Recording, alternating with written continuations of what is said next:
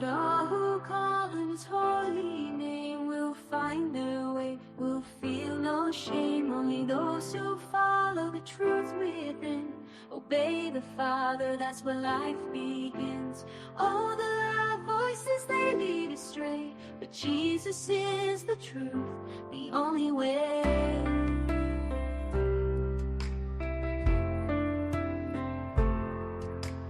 Enter through the narrow gate, for the gate is wide and the way is broad that leads to destruction in the false facade. Many walk that path and don't see the sign, but the gate is small and the way is divine. The road to life, oh, so few will find. In the light of love, leave the darkness behind. Salvation is a gift, it's not of our hands, not by the works or binding demands. It's free for the lost, for the weary soul. Come to Jesus, let him make you whole. If you thirst and hunger, just kneel down and pray. He's waiting there, don't let it slip away.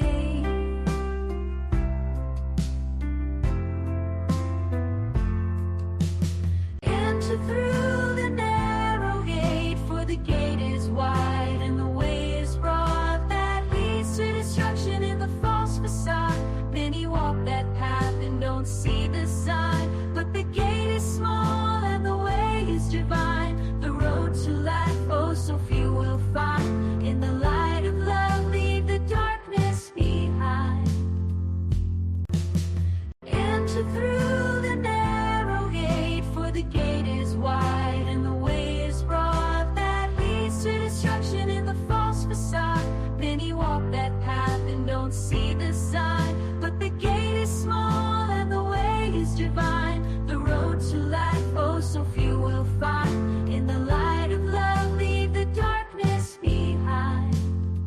In the light of love, leave the darkness behind.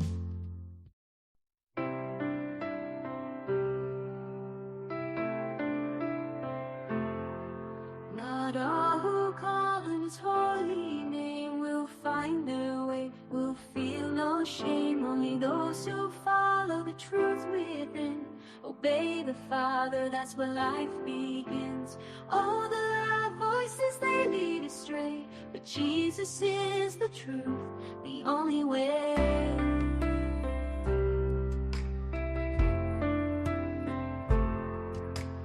Enter through the narrow gate, for the gate is wide and the way is broad that leads to destruction in the false facade. Many walk that path and don't see the sign, but the gate is small and the way is divine. The road to life, oh, so few will find. In the light of love, leave the darkness behind. Salvation is a gift, it's not of our hands, not by the works or binding demands. It's free for the lost, for the weary soul. Come to Jesus, let him make you whole. If you thirst and hunger, just kneel down and pray. He's waiting there, don't let it slip away.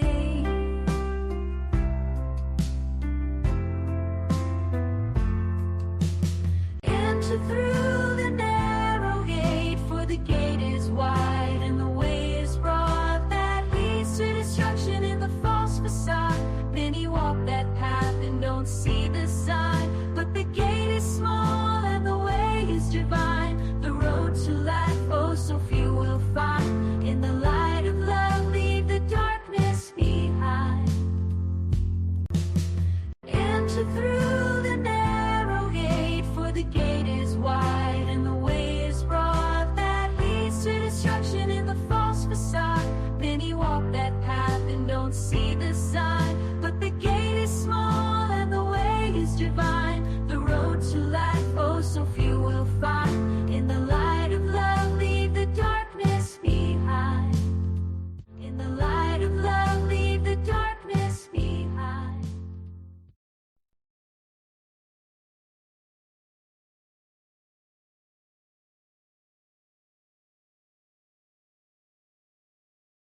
Yung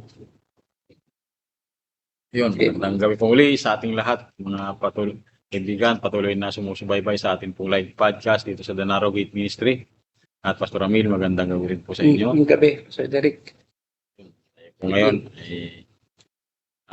mayroong bagong tatalakayin at ito po ay patungkol po sa oneness Pentecostalism. Ito po, Pastor, ay marahil ito po ay Pentecostalism. Tama, Pentecostas. From the word Pentecostes, kaya Pentecostalism. Pentecostalism. na napapahapyawan na po natin ito, Pastor, dun sa mga previous na natin. Kailangan siyang pagilin. Pero ngayon po ay siguro maganda na aralan po natin at mas maganda na detalyado po yung ating pagtarakan. Ano po ba, Pastor, ito? I mean, Saan nagmula? opo, saan ito nagmula at paano ito nag-umpisa at ano po yung kanilang teaching? Nagmula ang oneness kay Arius, no? Si Arius na isang Alexandrian clergy. Opo. Doon siya sa Christian community sa area ng Alexandria at siya ay ascetic. No, siya ay monk at moralistic, no? Equivalent siya ngayon noong mga tinatawag natin na holiness movement. Masyado siyang sa holiness movement, pero dinideny niya. Naapektuhan siya noong Neoplatonism, no? Na ang katawan kasi is evil. Opo. So kung si Jesus ay Diyos, nagmula yan doon sa katuruan na si Jesus ay hindi Diyos. Iisa lang ang Diyos eh. So doon nagmula yung idea na iisa lang ang Diyos. So kumbaga, yung Arianism, ang pinaka-point niya is iisa lang ang Diyos. Maging si Jesus ay hindi Diyos. Tawag doon ay Unitarianism. So na-develop lang siya na naging Diyos naman si Jesus pero iisa pa rin ang Diyos. So mula doon sa Arianism ay na-develop, naging isa na lang ang Diyos, modalism. Nagpapalit-palit lang ang Diyos ng mode o noong representation. Ngayon, si Arius noon ay actually si Arius din yung nasa likod ng Islam. Doon din ang pinag-ugatan ng Islam, ng katuruan ni Muhammad, na there is only one God but Allah. So, kinontest ni Arius yung orthodox belief ng church, noong Mother Church, no? Ng pinakaunang church na ang Diyos, ang Ama ay Diyos, ang Anak ay Diyos din, si Jesus ay Diyos din, ang Banal na Espiritu ay Diyos din. So, hindi siya makapaniwala na ang kanyang computation, 3 yan. Kasi 1 + 1 + 1, 3. Nalimutan niya, may times. Opo. So, 1 times 1, mathematically probable kasi times naman ang ginagamit na formula sa Trinity. Opo. Di ba? Hindi naman ina-add ng Diyos sa kanya na may isa pang Diyos ulit na additional na Diyos. Kundi, pinarami niya ang sarili niya by way of multiplication, not by way of addition. At it's not impossible kasi mathematically mayroon din ganong formula. Opo. So, hindi siya pwedeng i-deny na pwedeng mangyari. Di ba? Kasi meron ng mathematical equation na kahit yung isa, i-times, paramihin mo pa sa isa, isa pa rin. Paramihin mo pa, i-times mo pa sa isa, isa pa rin. Yun ang formula ng Trinity. Siya? Multiplication, hindi addition. Kaya, may nag-i-exist talagang formula, talagang meron. Undeniable. Ang tawag yan is irrefutable fact. Because number is irrefutable. Pag mayroong formula, hindi mo pwedeng i-refute. Yun ang noon. Parang universal Yes, universal truth. Ngayon, dahil nga yung Neoplatonism, yung Greek philosophy is the mind over matter. The mind is what is holy and the body is what is evil. So therefore, hindi siya makapaniwala na si Jesus magkakaroon ng tunay na katawan at siya Diyos din. So nagkaroon ng ganong kabigatan, no, ng pagtanggap na kung si Jesus ay Diyos, may katawan siya, makasalanan ng Diyos. Lalabas, Jesus is sinner. Siya ay makasalanan. Kaya sabi niya, hindi, isa lang ang Diyos, ang Ama lang. Si Jesus tao lang. Kasi may katawan siya eh. Ang katawan nga masama eh. So hindi niya ma-reconcile yung tinatawag natin na yung homoousios na Jesus is the same nature with the Father as God. Yun lang kanyang physical ang tao. No? Pero siya din, bilang espiritu, siya ay Diyos din. So may dalawa siyang, ang tawag dyan, nature. Na two natures of Christ. Di ba? Opo. Yun. Yung human at saka... Human and divine. Ang tawag dyan ay hypostatic union. Na mayroong static na pagkakaisa sa isang katawan, yung dalawang kalikasan na iyon ni Jesus. At yun ang hindi niya matanggap ni Arius. At yun ang unang-unang inaddress ng Christian Church under Roman Catholicism, under Roman Empire. Yun ang kauna-una, yung tinatawag na First Council of Nicaea, na under na ang church, inadapt na siya ng Roman government. At si Constantine ang nag-act doon as leader, as chairman of the board. Siya yung presider, si Constantine. Kasi nagkaroon ng kaguluhan dahil sa katuruan ni Arius na si Jesus ay hindi pwedeng maging Diyos dahil may katawan siya. At ayon sa Greek philosophy kasi, ang katawan ay evil. So kung si Jesus ay Diyos at may katawan siya na evil, magiging makasalanan ng Diyos. So kaya ang ginawa niya is tinuro niya sa Alexandria. Ang problema, ang Alexandria, Egypt, nandoon yung pinaka-major na Bible school ng unang Christianity. Kasi prior pa sa pagkakaroon ng Christianity noong 313 AD na ginawa itong batas ni Constantine na gawing religion ng buong imperyo ng Roma, ang Christianity, ay mayroon ng Bible school dalawa na. Yung Alexandrian School sa Egypt, Alexandria, Egypt, at saka yung Antiochian School sa North. Sa South, Alexandrian, Egypt. Antioch naman sa South. At mga Christian ito na Bible school, no? Na nagpo-produce sila ng mga pastor, ng mga bishops, ng mga workers sa church, sa ministry. Kasi kinailangan na talaga, habang lumalago ang iglesia, kinailangan na talaga yung formal education eh.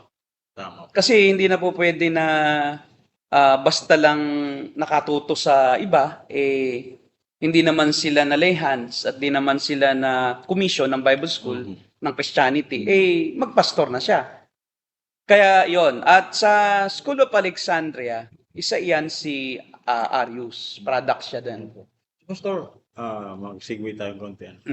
Pala pong, doon pa lang po talaga sa umpisa, hindi basta-basta ang pagpapastor. Hindi. Makikita po natin doon, talagang educated talaga. Educated, oo. Kaya nga sila Origen, yan ang mga pinakaunang theologians. Kaya lang dahil nga hindi pa nai-improve, no? Kasi nga primitive pa yung paraan ng interpretasyon, wala pa yung tinatawag natin ngayon na hermeneutical principles na litero-grammatico-historical method. Na kailangan interpret mo kung literal, kung historical, kailangan mo ang history, kung grammatical, kung ito figure of speech, ay dapat ito ay interpret mo ayon sa hindi literal dahil kukunin mo yung prinsipyo at yung concept na itinuturo doon sa likod ng figure of speech. Ngayon, wala pa noong figurative na paraan ng pag-interpret na kung figurative ay hindi mo siya i-interpret literally. Kaya literalism siya. Kaya ang mga products ng Alexandrian School of Theology, yun yung pinakauna kasi, ay kung mag-interpret sila, yung literal ginagawang figurative.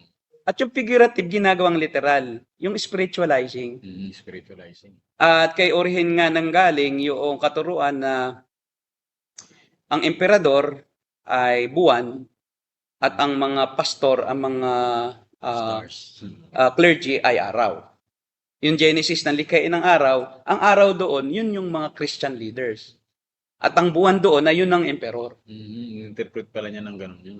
Kasi yun din ang interpretation ng Origen doon sa sa Samaritan, no? Sa Samaritan na si Jesus, yung Samaritano na tumulong, yun si Jesus. Paano naging Samaritan si Jesus? Samaritan ay literally ay hindi sila pure-blooded Jew. Opo. So kumbaga iniiba yung literal ginagawang figurative at yung figurative dahil parable yun ginawang literal. Na yun si Jesus.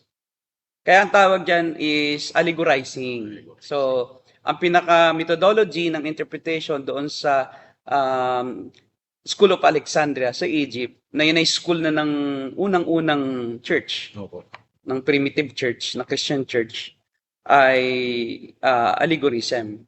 Kaya lang po, Pastor, ayon sa napag-aralan din namin sa hermeneutics, dito sa pag-aaral po natin, sa pagtuturo.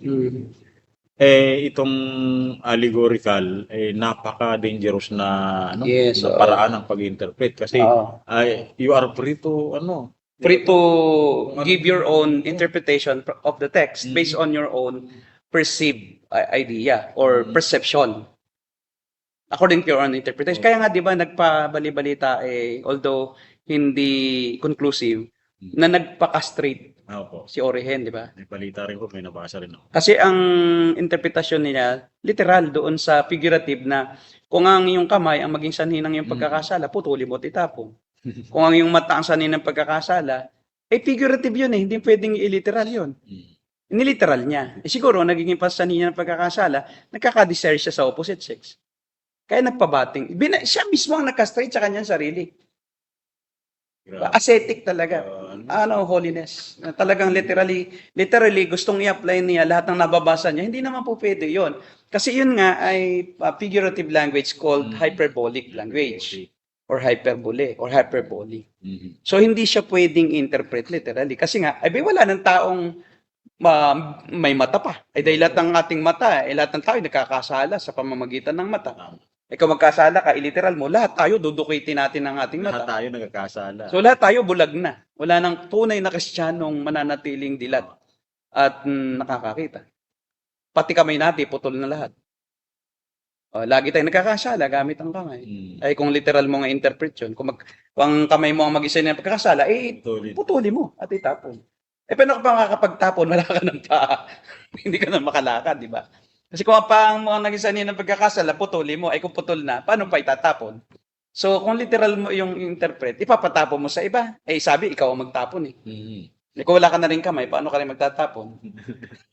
Di ba? So, it cannot be interpreted literally. Yes. So kaya nga doon sa kabila, ang magandang eskwelahan, ang opposing naman na contrast doon sa paraan ng pag-interpret, yung School of Antioch, sila John Chrysostom. Doon sila nagsikap na interpret ang salita ng Diyos ng maayos. Na kung ito ay hindi literal, huwag nating interpret literally. Doon nag-umpisa yung historico-grammatico-literal interpretation. At yun ngayon yung ating ngayong paraan sa hermeneutics. Ang paraan naman ng mga Pentecostal, kaya itong si Arius, ganyan kasi, masyadong literalistic siya Kaya talagang diyan talaga po nagugat. Doon nagugat. Kasi di ba sa Alexandria siya, doon siya natuto sa Alexandrian School of Theology. Di ngayon, kung si Jesus ay Diyos, bakit may katawan? Di ba? Kung Diyos ay banal, kung may katawan, makasalanan niyang katawan. Kasi nga, may Neoplatonic pa siya na concept na ang katawan ay masama at ang isip ang mabuti. Kaya nga, mind over matter. Ang mind ang tunay na banal. Ang katawan, doon din galing sa konsepto ng Neoplatonism, yung tawag doon, hyper grace. Total, ligtas na naman ang espiritu mo. Kahit ano namang gawin mo sa katawan.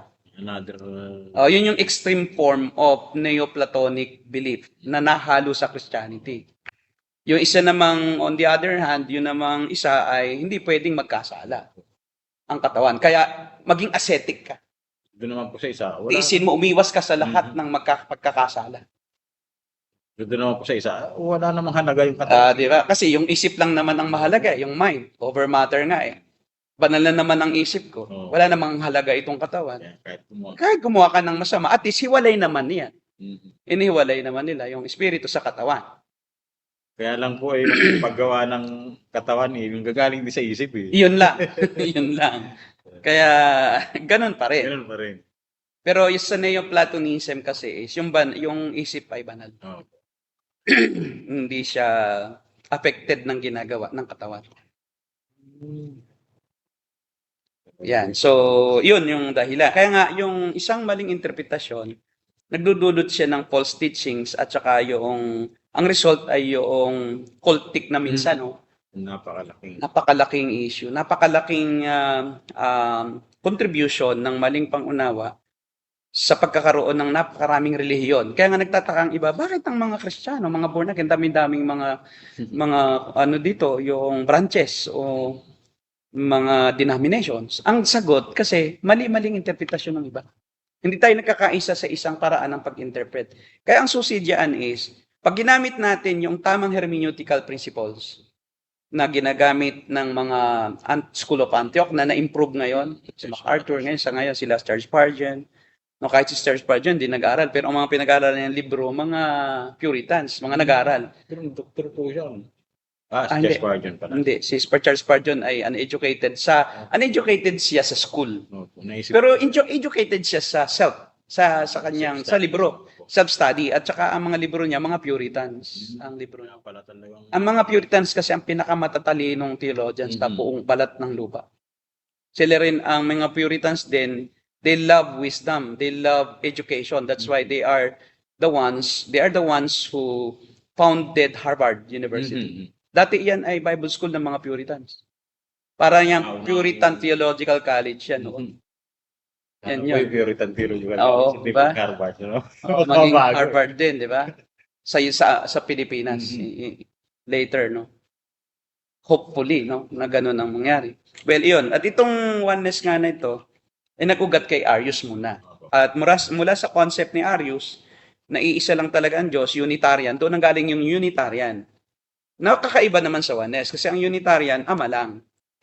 Si Jesus ay hindi nga Diyos kasi may katawan. Ang Unitarian, ang pinanggalingan naman ng Islam. At dyan natuto si Muhammad.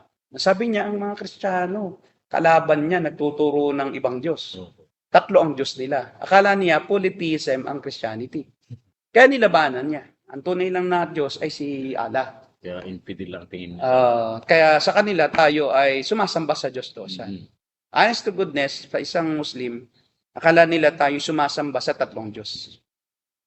Hindi nang pangunawa sa atin ng Iglesia ni Cristo, which is Arianism ang Iglesia. Hindi siya oneness kasi ang oneness naniniwala pa rin sila na si Jesus ay Diyos. Kaya lang para maiwasan yung kaguluhan, Isa lang. ay mode lang. Kumbaga, minodify nila yung kay Arius. Mode lang yung katawan. Yung katawan hindi totoo. Para hindi, Neoplatonic pa rin kasi umiiwas sila na yung katawan ay tunay. Kaya si, Sabellianism, no? Ang turo ni El Soriano, yung katawan ni Jesus is only a phantom. Yun ay parang palabas lang, pero hindi tunay yung katawan. Ang tunay ay yung nakatira sa katawan, yung espiritu. Dahil si Jesus ay Diyos yun, hindi tao. Hindi siya tunay na tao. Tunay siyang Diyos, pero hindi tunay na tao. Parang tao-tauhan lang yun. So, kunyari lang. Si Jesus Christ ay parang pinako lang. Nagpalabas lang yon. Kaya naman ang Diyos daw gawin yon. Na magkunwari lang naman. Kaya nagkasala na siya. Kasi nagkakasala, nagkukunwari. Di ba? So, ginagawa nilang ang Diyos ay sinungaling. Kaya nang sabihin ni Jesus na ama-ama ko, ay sinungaling yan. Kunyari lang. Sa mga oneness, di ba? So iba-iba yung yung tawag doon, form ng oneness theology. Oneness Arianism na only God the Father. Ngayon yung oneness Pentecostalism is Jesus only. Wow. Yun sa Unitarian, Father only. And there's no Son, there's no Holy Spirit. Only Father is God. The only God is God the Father. Yun ang Unitarian. Na modify kasi in essence yung mga oneness yun product din ni Arius, kaya lang gusto nilang tanggapin na si Jesus ay Diyos. Kaya palabas lang yung katawang yon. Mode lang siya. Kumbaga sa Old Testament si Jesus naging ama. Pero hindi tunay yung ama na yon. Si Jesus pa rin yon. Kaya lang siya ay nagpanggap o nag-embodied as God the Father. Matindi ang Oo. kanilang doctrine. Ngayon, yung New Testament, nawala na yung God the Father. Mhm. Siya ay naging God the Son na. Kaya nung si Jesus ay nasa lupa, siya rin ang God the Father. Kasi siya ay nagpanggap lang na God the Father. Ngayon, siya na yung God the Son. Ngayon, nang si Jesus ay umakyat sa langit, Ganda ulit. wala siya doon sa throne. Nandito siya sa lupa sa pamagitan ng Holy Spirit. So yun naman ang God the Holy Spirit. Siya Jesus din yon. Kaya sa oneness, sabi nila hindi daw pwedeng tatlo ang Diyos, isa lang daw ang trono. Parang akala nila tatlo ang Diyos. Pinipilit nila na Hindi nila maunaw. ang Ama at Anak at Espiritu iisa rin. At yun ang doktrina rin ni Kibuloy. Ngayon dahil nasa kanyang Holy Spirit, ay dahil si Jesus ay Holy Spirit din, siya din ay God the Father, siya din ay God the Son. Kaya sabi niya, I am God the Father also. I am God the Son because Jesus is in me through the Spirit. I'm also the Holy Spirit. That's why I hold the key to heaven. That's the reason why kung bakit siyang Savior. Siya din si Jesus. At kung si Jesus din ang Ama, nung lumang tipan, siya din ang Ama. Grabing blasphemy po yun. Oh, di ba? Kaya inangkinan niya lahat. Kaya I am the owner of the earth. Mhm. I am the owner of the souls. Di ba? Of all men. Tadaan kayo sa akin lahat. Kasi I am the way, the truth, and the life. Kasi nasa kanya ang Espiritu, di nasa kanya si Jesus. Dahil si Jesus ngayon ay Espiritu, ay pumunta sa kanya, sumanib. Nasa kanya rin si Jesus. Nasa kanya rin ang Ama. Kasi nga, mode lang yun eh. Mhm. Sa kanya, isa na siyang mode ni Jesus. Yun ang doktrina niya. At pareho din siya ni Periol ng Fourth Watch, ganun din. At saka ni Almeida na namatay na, no? Ni Will D. Almeida Mhm. ng Jesus above, name above every name. Hindi. Jesus, tawag dito. Si Will de Almeida po pa. Oo, may tawag yan eh. Yung kanyang religion, Hindi po ba yung Jesus Miracle Church? yan, Jesus Miracle Crusade. So si Jesus din nila, yun din ang God the Father. Nagpalit lang siya ng kapahayagan ngayon, naging siyang God the Son at God the Holy Spirit. At siya ngayon ay God the Holy Spirit.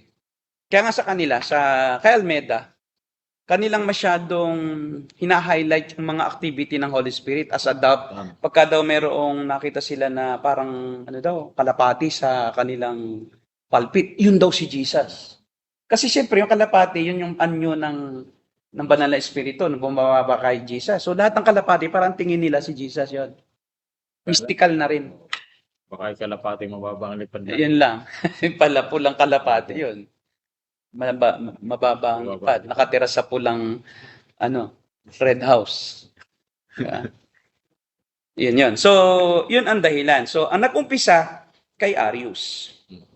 At ang ginawa dahil nakakagulo ang Christian Church under the Roman Empire, dahil doon sa ganong controversy, nagpatawag si Constantine ng isang council sa Nicaea. At ang sabi niya, i-resolve nyo yan. So nag-ipon-ipon ang lahat, mga tunay pa kasi tandaan natin, during the first years of Christianity under the rule of the Roman Empire, mga tunay pa yung mga pastor. Kasi kanya lang namang inadapt eh. Dati nasa labas ng Roman Empire, dati kalaban. Winelcome. So ginawa niya, welcome na kayo. Siyempre natuwa ang mga sila Augustine, natuwa yung mga yan. Diba? Uy, biruin mo, welcome na tayo. Ito na yung city of God. Kaya nagkaroon din ng amillennialism doctrine. Kaya, Ang inventor ng amillennialist doctrine, o amillennialism, o wala ng millennial kingdom, ay si Augustine sa kanyang city of God. Kasi ang dalawa niyang sikat na aklat yung Confessions. Na yung kanyang pagiging makasalanan, na grabe yung grace na naranasan niya, kaya salvation by grace at predestination. Pero pagdating sa last things, dahil akala niya na ang Roman Empire nga naman, iisa na yan eh.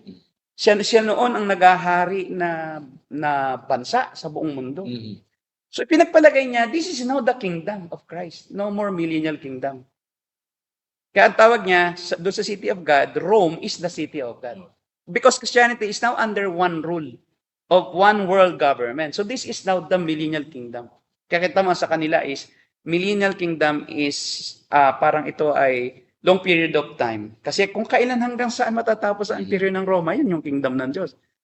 Ang problema, hindi naman talaga kingdom ng Diyos ang Rome dahil ang totoo, ang Rome ay kalaban mismo ng kaharian ng Diyos. Yes, talaga sa Christian. Oh, paano mo ngayon sasabihin? Ngayon, minodify nila yung katuruan ni Augustine, hindi na Rome, church na. Di ba? So, church is now the millennial kingdom. So, sa millennialism, God is now reigning in the hearts of believers. And so, this is now figuratively the kingdom of God, and Christ is now reigning over us. And there's no more literal reign of Christ. Ngayon, kung babalikan mo ang history, bago si Augustine, may tinatawag tayong classical amillennialism. Both schools of theology, Alexandrian Egypt at saka Antiochian school, lahat sila naniniwala sa premillennial reign.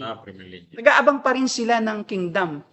Kasi di ba hindi nga naganap ni Jesus yung paghahari sa buong mundo nung una siyang dumating.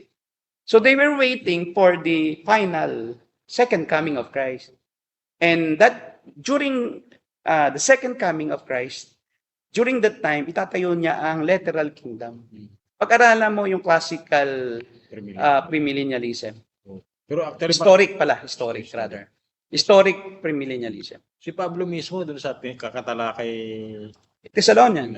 Yes po. Kaso ginagawa ng figurative lang yan. Hindi yan literal. Yung pagdagit, hindi yan literal. Yung daway nung hindi ka pa Kristiyano, so maging Kristiyano ka na, dinagit ka na. At ngayon tayo kasama na ni Kristo sa kalangitan.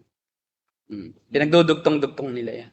Kaso po, yung mga believers doon, talagang naghihintay sila ng pagbabalik ni Jesus. Yes, even the non-believers, even the Jews. Lalo na yung mga Jews. Kasi nga, they rejected Christ as their millennial king. Sabi na, hindi, may darating pang isa pa, totoong Christ. Kaya yung Christ na yan, impostor yan. Opo. Kaya yung mga hindi naniniwala kay Jesus na mga Hudyo, eh talaga nag-iintay pa rin ng another Christ. Na maghahari na iyon ng walang hanggan na. Kasi nga, after the millennial kingdom, wala na. Matatapos na at i-assume na niya yung paghahari sa buong sang nilikha sa buong sang walang hanggan. Sa buong walang hanggan. So, yung pong iniintay nilang Christ na darating, yun na mismo yung nagsasecond coming. Yun na yun. Akala nila ay, hindi naniwala sila sa first coming. Akala nila ang first coming ay yung second coming. Ayun yun. Darating na tayo. Walang first coming. Ang first coming ay yung second coming. Kaya baliktad yun eh. Baliktad ang ating pananaw. Kasi nga depende doon sa ating belief system na naitatag sa atin ng mga scholar. Kasi whether we like it or not, our beliefs now are shaped by previous scholars, theologians. Lahat ng mga paniniwala ngayon ng iba't ibang relihiyon, mayroon ng lumikha niya nung una pa. Sumunod lang sila. Diba, Iglesia ni Cristo, Arianism yan. Islam, Arianism yan. Oneness Pentecostalism, Arianism yan. Si Arius ang kanilang founder. At ito ang hindi nila alam, no? Itong Arianism, it was dealt with in 323 AD. No, nang magkaroon nga ng tawag diyan Council of Nicaea, no? 325 rather. To be exact, kasi 323 andoon na yung labanan. So 325 nagpatawag si Constantine ng council, meeting ng lahat ng tunay pa noon tunay pa ang mga pastor. Wala pa talaga naman pope na totoong si Constantine lang naman talaga ang nagtatag din ng popeism Kumbaga siyang unang pope. Kailangan magkaroon kayo ng isang leader para makontrol nga naman yan. Hindi na yung marami. Kasi ang layunin ni Constantine is hindi naman religious kung hindi political. Political unity. Gusto niyang makuha ang favor ng lahat ng tao. At dahil nga mas makakarami na ang Kristiyano sa mga hindi Kristiyano, yung Christianity na ang inadapt niya na religion. At yung mga ibang religions ay kanya ni-require na maging Kristiyano. Kaya doon na nakasingit ang mga hindi totoong Kristiyano doon sa manipulative techniques ni nagkaroon ng baptism para maging Kristiyano ay paano Kahit hindi Kristiyano, sige, pabaptize ako. Baptized. Tapos i-declare you are now a Christian. Wala pa namang altar call, pero non-baptism. Oo, kaya nangyari, Christian na, nabaptize na, pero talagang pinapasok nila, ini-integrate nila yung pagan practices na nadala hanggang. Kasi di naman tunay na Kristiyano eh. So, dadalhin pa rin nila ang kanilang Diyos-Diyosan sa kanilang tahanan. Hindi rin bibitawan yung dating paniniwala. Idadagdag lang yung Christian beliefs kuno. Pero mas mananaig pa rin yung hindi Kristiyanong paniniwala kasi Okay. mas malakas ang tawag ng laman eh. Lalong hindi Kristiyano, laman talaga ang susundin yan. Ang tanging makakasunod lang sa Espiritu Santo at sa kalooban ng Diyos, yan ang tunay na Kristiyano. Dahil siya lang may banal na Espiritu. Paano susunod naman yung nagtanggap lang na Kristiyano? Kaya pagdating sa Christian Church, naging Pope na, mga non-Christians na. Yun. Yun. Hanggang sa nakuha na nila ang mga key position sa church. Sila na yun na maging cardinal, ito na yung mga non-believers. Kasi naging politika na eh. At ngayon, politika na ang Roman Catholic Church. Kung sino yung ibinoboto, siya. Siya na. Kung sino ang malakas Mhm. Siya ang binubuto. at sikat. Siya ang ma-impluensya. Siya ang iboboto. Butuhan na ngayon. Hindi na talaga yung appointment ng elders. At ang ginagawa nila yung pausok, mystical. Di ba? Nagbubutuhan sila. Kung sino yung, pagka lumabas na yung usok, yun ang kalooban ng Diyos. Nabutuhan kayo eh. Paano ang kinalaman ng usok sa butuhan? Di ba? So, nagkaroon na ng mystical connotation yung pagtatayo ng isang leader ng church dahil nga hindi naman Christianity na ang Roman Catholic Church.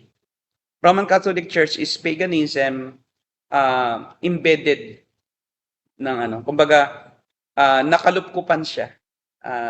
Plated siya lang. Siya ay paganism plated with Christianity. Sa labas, parang Christian. Pag inalukay mo ang katuruan sa loob, pagan. So, They worship idols. hindi nila tatanggapin yan, pero yun ang totoo. Kasi kahit pagkatoliko ka, hindi ka papayag na mali ka. Biruin mo, akala mo tama ka. Pagkatapos, sino ba itong mga itong magsasabi? Sino ba ito? Nag-aral ba to? Itong taong ito nagsasabi, di ba? Ano bang credentials niyan? Para sabihin kami mga katoliko ay hindi tunay na Kristiyano. Hindi pag-aralan na lang nila. So doon sa Council of Nicaea, doon nabuo yung salitang homoousios. Ba? Dito na nampal si Santa Claus, si Saint Nicholas. Si Saint Nicholas kasi is a clergy. Tapos siya mayaman. Mayaman na clergy, mayaman na lingkod sa iglesia. Talaga nagpapamigay ng kayamanan. Kaya siyang ginawang Santa Claus. Ngayon, nagalit siya. Kasi nga, sabi ni Arius, hindi ko tinatanggap na si Jesus ay one in essence with the Father. Hindi siya Diyos. Nagalit si Saint Nicholas. Sinampal si Arius. Doon yun nangyari sa Council of Nicaea. Sa First Council. So, at dahil doon ay tinrato ngayon si Arius na isang heretic. The first century, second century na. Second century church treated Arius as a heretic at siya ay inexpel sa Christianity. Second century. Wait. Okay, ngayon, yun ang history. So ngayon ay nabuo na yung Nicene Creed at doon sinabi yung si Jesus is God. Kapantay ng Ama. Homoousios. Homoousios, kapantay. Homo, pareho. Ngayon, Sa dalawa yung pastor, di ba? Yung isa ay homoousios. yung isa parang kapareho, pero hindi. Parang pareho lang ang pronunciation. Yung isa ay hindi kapantay. Pero pareho lang halos ng pronunciation sa Greek. Homo kasi yung isa ay homo. Kaya nga. At bigla ngang si Arius, bigla na siyang itinrato na isang heretic. Na ang ibig sabihin ay isang bulaang mangangaral. So tingnan natin yung mga videos natin. Ngayon kasi ang meron tayo ay yung version ng Arianism na na-develop na si Jesus din ay Diyos, kaya lang para mawala yung tawag doon, yung connotation na si Jesus ay nagkasama. So hindi siya totoong hindi siya totoong tao. Kaya nagpapanggap lang. Papanggap na. Ayan. Siya nagpanggap din lang na ama, siya nagpanggap din lang na anak, Opo. siya nagpanggap lang na espiritu. So, nagka-problema na rin. Lahat pagpapanggap lang pala. Kasi mode lang pala yon. Okay, pakinggan natin at panoorin ang ilang mga katuruan ng oneness. Ito, pag sinabing ngayon oneness, Jesus only. Yung isa kasing Unitarian, Father only. Father. Ito, Jesus only. Parang parehas lang po yan, Pastor. Yung INC at saka yung pong Jehovah's Witnesses, no? Yes. Ang Jehovah's Witness, Unitarian din. Unitarian. Siguro bro, doon sa sa pangalawang video, no? Yung nag-explain yan, in-explain niya yung Oneness Pentecostalism. View natin. At panoorin yung explanation niya dyan. Ayan.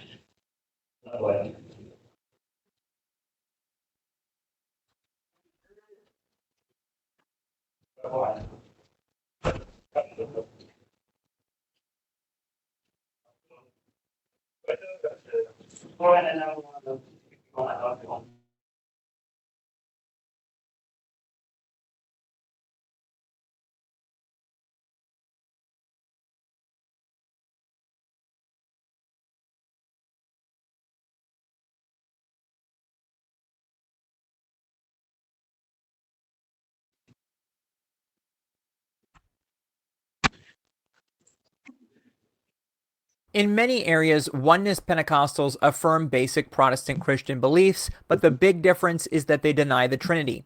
They do believe that God the Father, Jesus Christ, and the Holy Spirit are God, but they don't believe that they are persons. God is one person, and sometimes he manifests as the Father, other times as the Son, and other times as the Holy Spirit. Because of this denial of the Trinity, many Christians don't consider Oneness Pentecostals as Christians, and Oneness Pentecostals often consider Trinitarians to be polytheistic. There are many Oneness Pentecostal denominations and movements. For example, some are followers of William Branham, an early Oneness preacher, and have even compiled his transcribed sermons into a book called The Message, which is divided into chapters and verses. His teaching is authoritative yet today to these Message believers.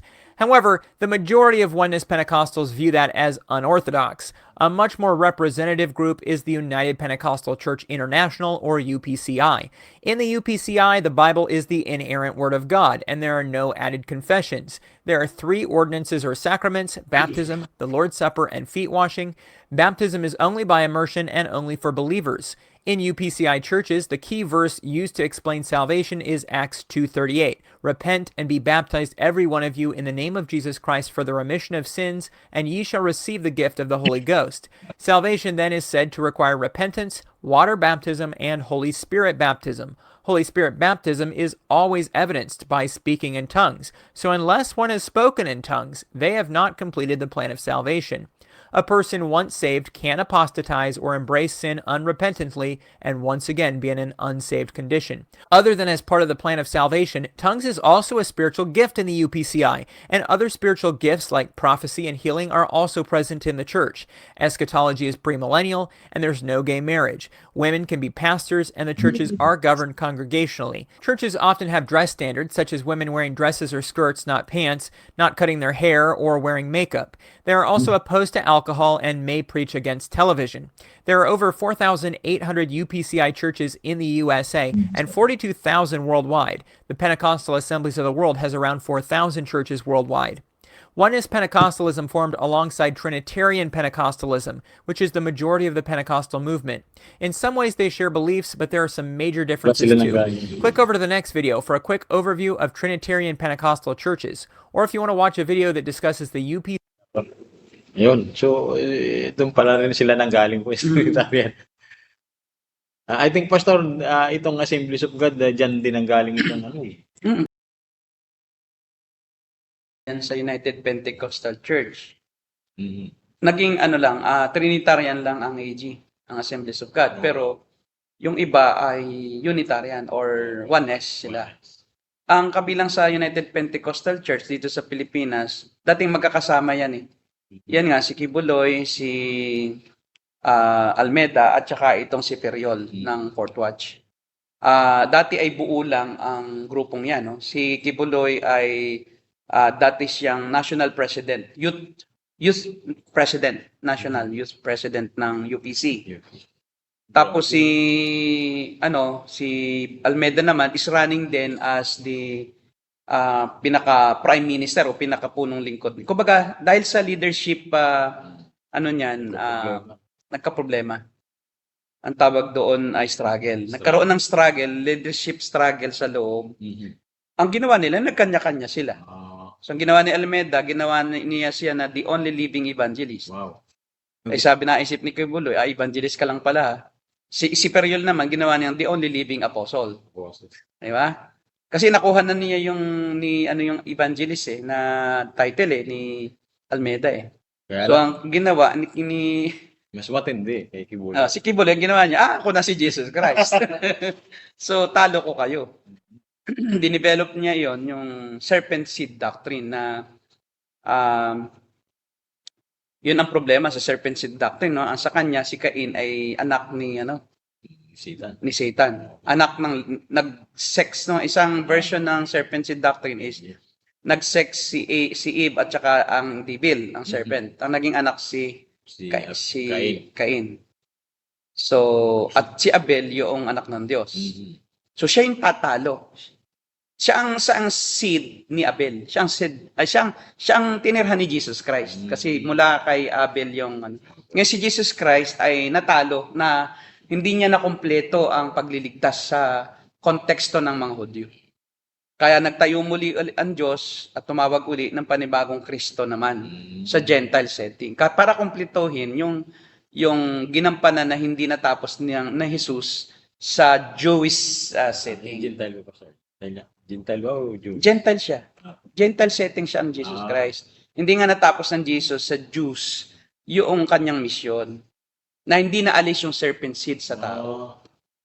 Kagat may serpent seed ka kasi, hindi ka maging anak ng Diyos. Sa pamamagitan lang ni Kibuloy, na tunay na anak ng Diyos, di ba? Kaya siya ang appointed son of God, siya ngayon yung magpapaalis sa serpent seed sa tao. At pag nawala na yung serpent seed at tulay ang ka nakasunod sa kalooban ng Ama, sa pamamagitan ng pananampalataya sa kanyang isinugong Kristo sa mga hintil, ay maliligtas ka. At lahat ng sinasabi ni Kibuloy ay salita ng Diyos din. Hindi lang ang Biblia. No? Pag nagsalita siya, mas mataas iyon kaysa sa nakasulat na salita ng Diyos. Kaya siya itinuturing na Diyos ng mga tawag dito. Jesus above every name. The name above every name. Diba? So at ang ginagawa pagpupuri, 'di ba? May binabanggit sila na parang Diyos, si Kibuloy 'yon. Tinatanggap niya yung pagsamba ng mga membro niya. Ngayon si Periol siya ay nakiki-in sa mga evangelicals. At ang alam ko ay ang isa sa mga kasamahan ni Periol, ang alam ko nag-PBS yan si Periol. Yun pong matandang period. Matanda. Tapos kaya itong si Alconga ay barkada niya. Si Alconga din kasi is din ng PBS. Diba? Parang mga graduate ng PBS nagiging kulto. Naging alangan. Tapos si Alconga, 'di ba, siya ay nasa JIL. Pero ang JIL is Trinitarian. Pero nagsalita siya na noon pa niya gustong makabilang sa Fourth Watch. Kaya lang hindi daw siya sinasabihan kasi. So, ibig sabihin ay Unitarian siya. Nagkukunwari lang siyang Trinitarian.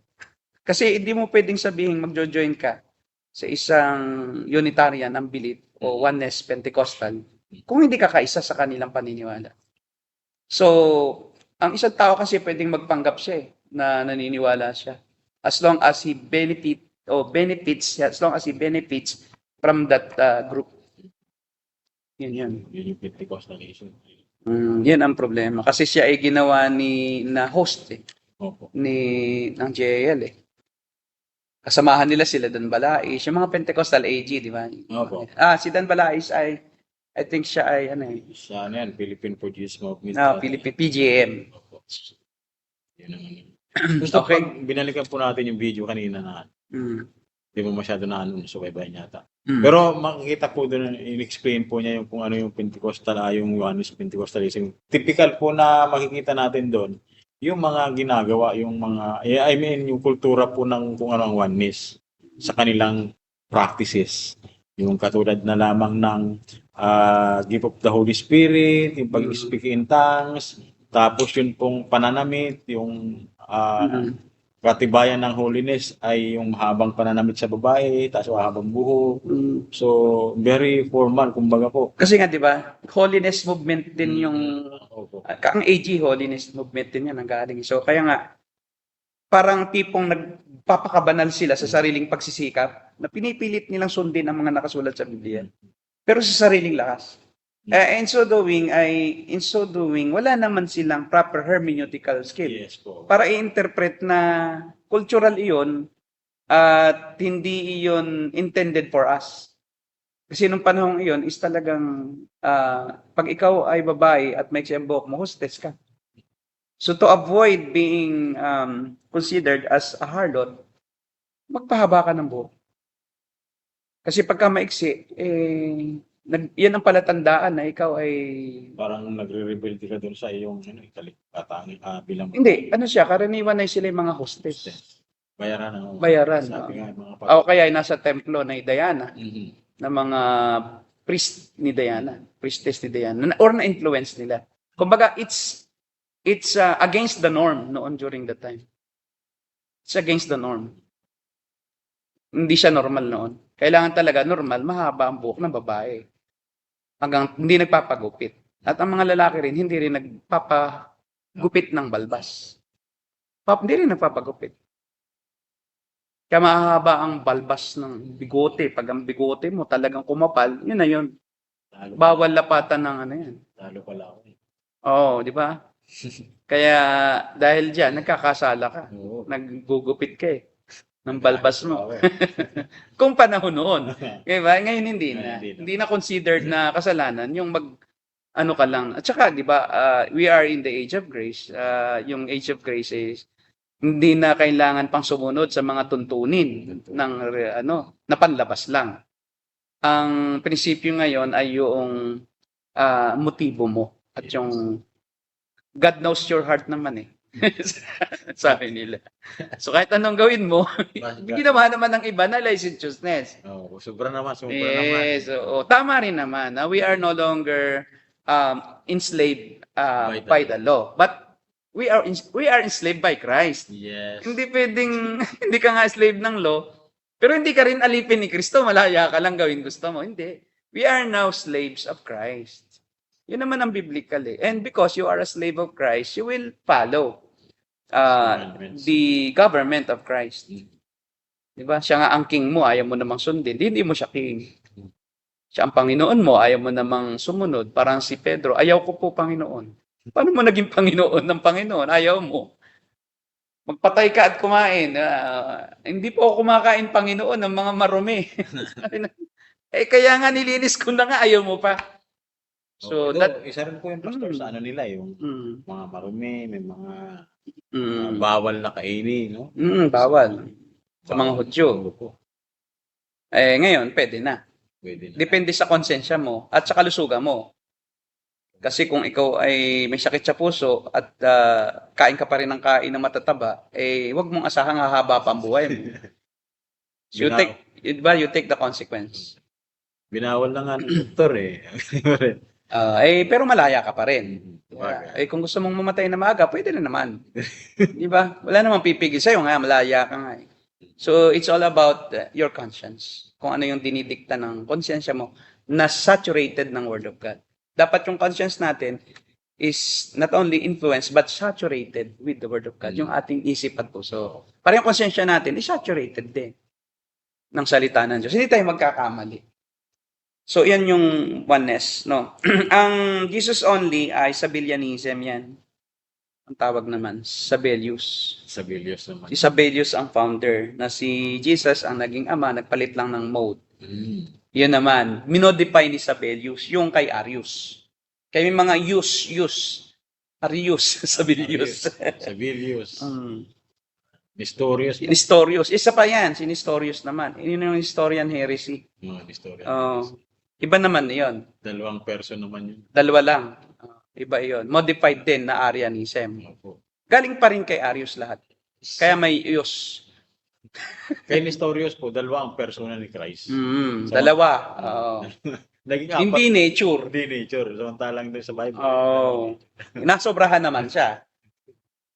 Kaya nga, anong nangyari is, by Osius. Hindi na Osius. Pauso-uso na nino na. Nakikiuso na lang sa, Osius di ba? May dalawa po tayong videos dito. Yung kay, Sige, isa pa, panoorin pa natin. na kung paano niya in-explain yung, anong tawag ito? Dinibank daw ni Akibuloy yung Sige daw. Panoorin natin si Kibuloy kung paano niya dinibunk yung Trinitarian doctrine. kasi ito yung Son of the Father.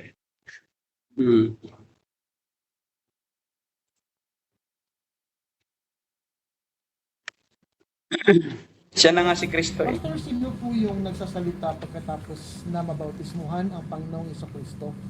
Di po ba may anak, may ama at may Holy Ghost? Hindi po ba sila tinatawag na Holy Three?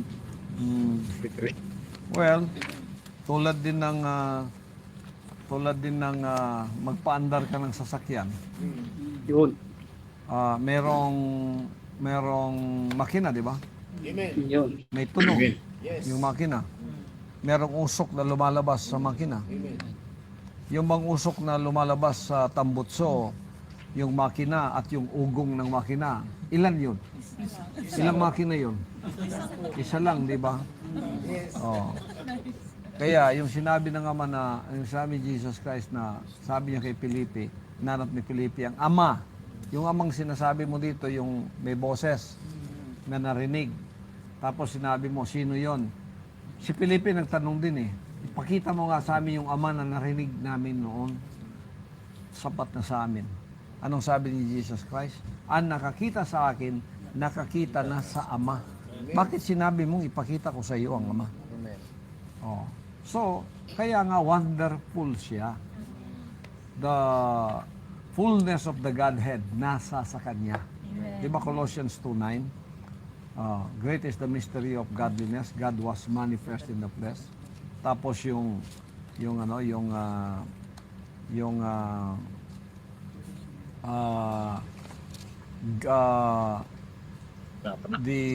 the fullness of the Godhead dwelleth in Him bodily.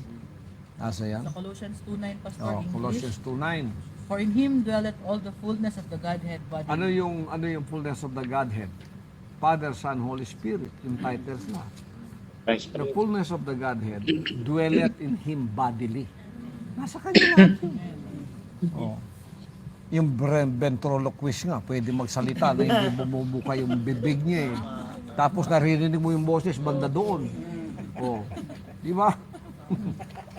So yung Ama na nananahan sa loob ni Jesus Christ, yung ventriloquist nga pwedeng gawin yun eh.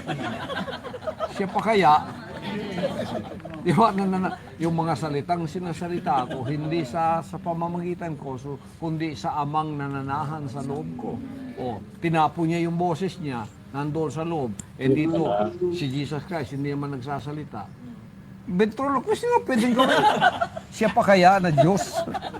Pala yun. Tulad doon yan sa Acts chapter 2, di ba? Salamat po. Yung Holy Ghost bumaba. Merong bilang apoy. Merong nag-speak in tongues. At request pala po. Grabe. Yung pala, nung palang nagsalita si Jesus na ama-ama ko, Pinapon ko lang yun. kumbaga, siya rin daw yun, yung Ama. Kaya lang, ipinadala niya sa langit yung boses. Para magkunwari na may Ama doon. Grabe ng panluloko yan. Kaya nga nagkukunwari lang pala si Jesus sa lahat. Nagbibentriloquist. Iba ang ventriloquism, panluloko yun, di ba? Opo. Kunyari ay siya nagsasalita, pero ikaw. Di ba? Pero hindi naman talaga naroon yung salita, kundi sa true microphone lang. Hindi naman pwedeng ibaton niya doon sa malayo. Yung ventriloquist, andito pa rin sa tabi lang niya. So mali yun. Tsaka yung sabi niya na may sinabi siyang usok na yun din ay Yung makina. yung makina din daw ay may usok. O, ilan ang makina? Walang connection yun doon sa makina yung usok eh. Hindi naman ang Diyos ganoon nahiwalay sa bawat isa. So, nangyayari, parang Nestorianism na Sabellianism. Nahiwalay din, nahihiwalay, tapos iisa rin, nagpapalit-palit din ng anyo. So, itong si Kibuloy, napakagulo ng doktrina niya, no? Magkakaiba, pero iisa. May teaching pa yan, Pastor, na ano eh. O alam mo ako anya, pagdating ko sa bahay, ano ako sa aking anak? Ako'y ama. Nasa abroad ako ay trabahador. O nung ako'y teacher. Sa school, ako'y teacher. Sa mga estudyante, Modalism nga. Modalism. Iba lang ang kapahayagan ko Oo. sa kanila dahil iba ang kanilang pangunawa sa akin at pananaw sa akin. Depende sa aking role sa kanila. Ay hindi yun ang Trinitarian doctrine. Kaya nga inalis na yan sa kay Alban Douglas na 100 Bible lesson kasi meron siyang ganong ilustrasyon. Saka yung itlog, inalis din na niya yon dahil modalism din yun eh. Oo. Nagpalit lang ng mode. Tandaan po natin, yung Trinitarian ay napaka-subtle ng ano niyan eh. Pastor, pag wala ka talaga yung discernment po, Pastor, no? Malilin lang ka talaga. Maniniwala ka rin na, si Jesus Christ, mode lang yan eh. Yung Father, mode lang din eh. May mga ganun po, nag-manifest lang ang Diyos sa pamamagitan ng Father, pamamagitan ng Son, ng Holy Spirit. May mga ganyan pa rin po sa Trinitarian na naniniwala sa ganyan.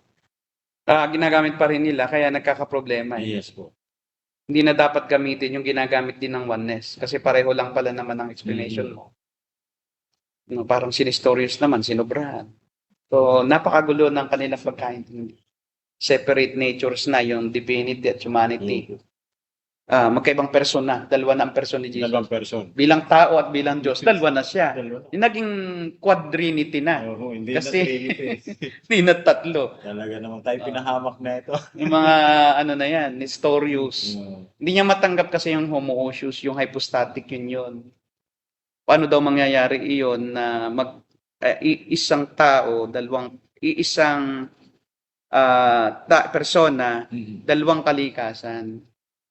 Hindi Dapat alam ito. pagbukurin mo. Lalo nang pinagalo ni Benihin. Kasi sabi naman ni Benihin, Na- 9 na ang person. Nonity. Sinonity. Kasi ang ama daw mayroon ding kaluluwa at may espiritu. Tatlo rin daw ang nature. Nature naman, hindi naman person. Ang espiritu din, may tatlo ding nature. May katawan, may kaluluwa, may espiritu din. Si Jesus daw, may kaluluwa, espiritu, katawan. So, mayroon ng 9 na natures sa Godhead. Oh, grabe na. Ang problema, kung pagkaintindi niya, magkakahiwalay din yung gaya ni Nestorius, magiging ulit eh. May baka may mag-modify pa uli noon. Opo. Yun na. Hindi na magkakaintindihan Hindi sila. magkakaintindihan. Hindi sila magkakaintindihan. Kaya nga yung na ventriloquism is a very somehow nakakatawa ba? Ang Diyos ba kailangan pang mag-ventriloquist para lang masabing mayroon pang isa pang persona? Nawala pa lang persona. Iisa lang, mode lang 'yon. Pero Pastor, mas logical talaga yung Trinity. Mas logical pa rin. Oo, kasi ang Trinity ay nagsasabi na may isang Diyos, may tatlo silang persona, pero iisang Diyos. Meron lang tayong tinatawag na magkaisa sila sa esensya bilang Diyos. Pero yung kanilang gawain, magkakaiba. Economical Trinity ang tawag. Economic Trinity. Economical subordination. Yes, economic explanation that in the economy of God, God the Father is the one who sent God the Son. God the Son is the one who was sent by the Father. And God the Spirit is the one who does the will of God the Son and God the Father. Siya yung nag-execute. So sa salvation, God is the one who appointed those who will be saved. God the Son is the one who redeemed those who were appointed by God to be saved. And God the Holy Spirit is the one who regenerated and possessed those who are being saved those who are chosen by the Father, predestined by God, and those who are saved by God the Son. So, the Holy Spirit completed the plan of God of salvation and the act of God the Son of completing salvation, the plan of salvation. The Holy Spirit, siya ngayon yung gumanap ng lahat ng yon sa tao. Siya ang naglapat ng salvation to regeneration and indwelling or possession. So kaya nga, sa economic explanation, yung economical sense, magkakaiba lang ang gawain. Pero sa esensya, pare-pareho silang Diyos. Hindi sila tatlong Diyos.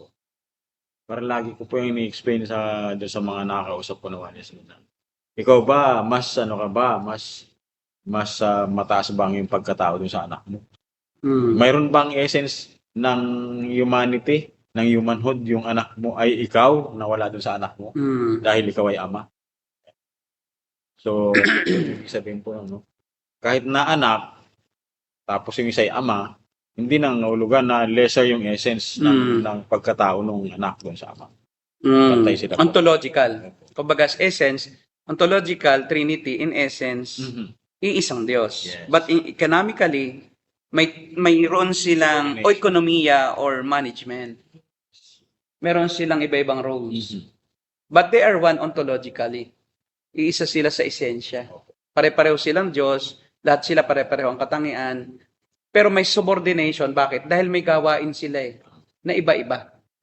Hindi pare-pareho yung kanilang work.